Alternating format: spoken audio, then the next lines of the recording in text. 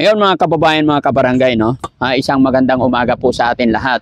Yan, magtataka kayo siguro mga kababayan kung bakit nandito si Aling Rochelle, andito kami at may ginagawa kami. Mga kababayan, kami po ay magluluto ng merienda. Ito ay pagsasalo-saluan ng team at syempre ng mga bisita natin. Dahil sa araw na ito mga kababayan, ito yung araw ng blessing ng bahay ni Tisay. Ayan. At mga kababayan, masaya po ako na ipapakilala sa inyo yung angel ng Team Daddy Frankie, mga angel ng Team Daddy Frankie. Siyempre, unang-una, yung pinakamagandang angel ng Team Daddy Frankie, Aling Rochelle. Hi, honey. Ayan, mga kababayan, yung first angel ng Team Daddy Frankie. At siyempre, dito tayo mga kababayan, si Angel, the lady mechanic. Hi, Angel. Hi. Tayo ka, Angel. Kumusta naman si Angel? Okay naman po, Dad. Ayan, very good. Mga kababayan, kaya in-invite ko sila para tumulong po sila sa mga iluluto naming kakanin. Kaya dito yung mga nagagandaang Angel, ini-invite natin sila pag may mga ganitong okasyon ang Team Daddy Frankie. Pagka may event.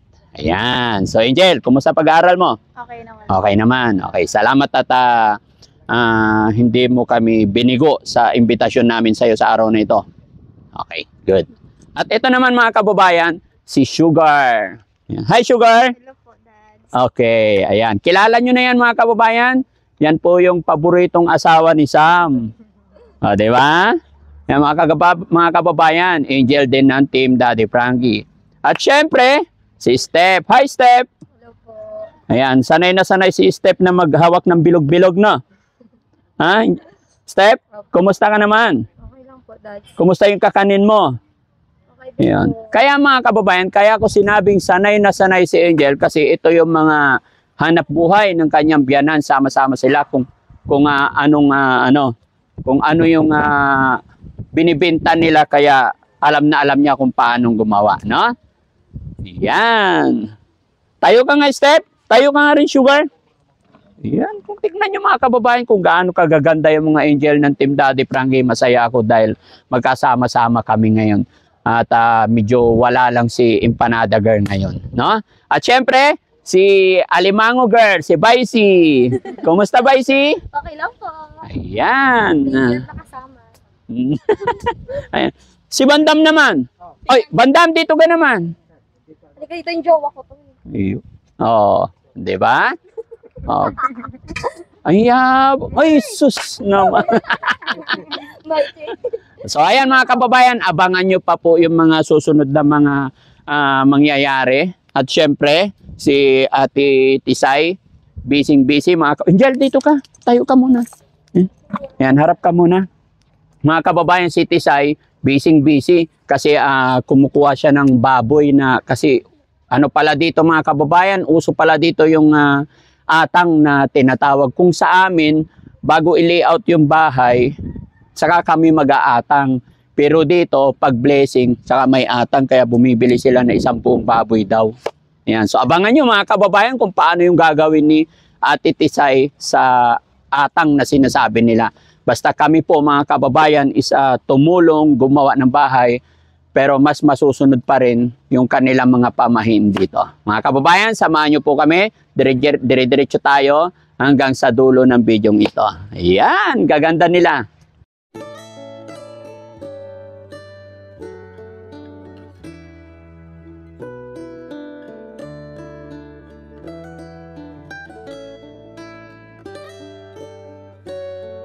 At syempre mga kababayan, ipiplex ko rin ang pinaka-master chef natin, si Chef Valerie. Hello, Val! Pinaka-reyna! Yes! Oh. Hello, good morning. So ngayon, Dad, nandito tayo ngayon sa sa blessings ni Tisay sa bahay niya. Yun. Mm. So, kasama rin si mga kababayan, si Aling Rochelle. Basta sa lahat ng mga gawain mga kababayan, lalong-lalo na sa ganitong sitwasyon, tulong-tulong, sama-sama ang Team Daddy Frankie. Dahil ang alam ko mga kababayan, kahit anong hirap yan, kung nagkakaisa at tulong-tulong tayo ay magaan ang lahat. No? Okay, so nakikita nyo naman siguro kung ano yung pagsasaluhan natin ngayon mga kababayan, no? Yan, ginataan. Anong ginataan yan, Kuya Valerie? Bilo-bilo. Bilo-bilo. Kuya na Valerie pa, sorry naman. Okay. Samahan niyo po kami no, sa house building po. Ayan, at saka suportahan po natin siya sa simula ng buhay. Okay. Bagong bahay, bagong buhay.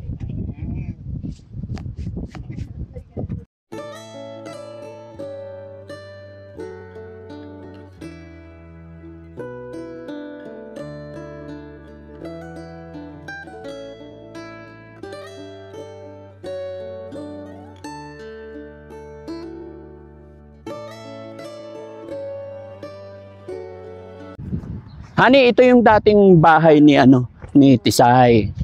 Ayan. Kaya ako naawa sa kanila, kaya siya yung isa sa napili natin na bigyan ng bahay. Kasi tignan mo yung sahig nila. Ayan. Puro ipil-ipil lang yan mga kababayan. Dito po galing sila Tisay at doon nalipat na sila ngayon. No? Tara, tara. May magpapapicture daw mga kababayan. Teka. Ay, natulog na. Ako, ay, Ingat.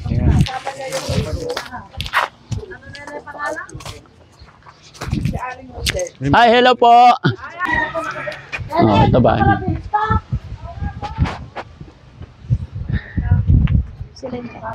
Okay. Sorry. Sige po. Hello po. Hello sir, kumusta ka? Anong nangyari?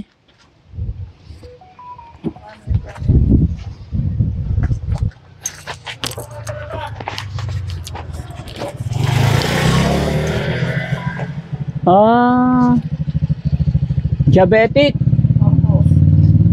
Ano sabi ng doktor? Ayaw mo paputol? Wala na bang ibang paraan? Ngayon po, pupunta po sa ibang hospital, Kakayo rin. Laban lang, kaya yan. Ilang araw pa balik-balik kayo dito, hindi nga marabas kasi gapo niya. Oo, kaya pala. Yan mga kababayan, mga kabarangay. Si nanay po at saka si Tatay Miguel, anak po nila. Ano pangalan niyo, sir? Mark Anthony po. Mark Anthony. Oh, yan. Si Mark Anthony, anak po ni Tatay Miguel. Nagtataka po ako mga kababayan. Sabi sa akin ni nanay, gusto nila magpa-picture kay Aling Rochelle. Pero nagtataka ako. Idol na idol. Doon bahan, lupat ka. Ayan. Dito.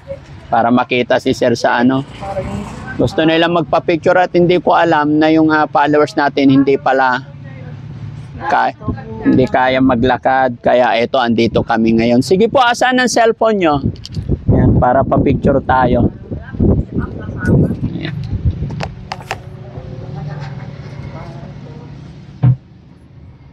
Ayan. Yan po asawa ko. Asawa nyo po. Ilan anak nyo, sir? Tatlo po. Yung pangalan po, may trabaho na. Oo. Pangalawa ko po, yung bilay tapos na kulinary. Ilan taon na po kayo?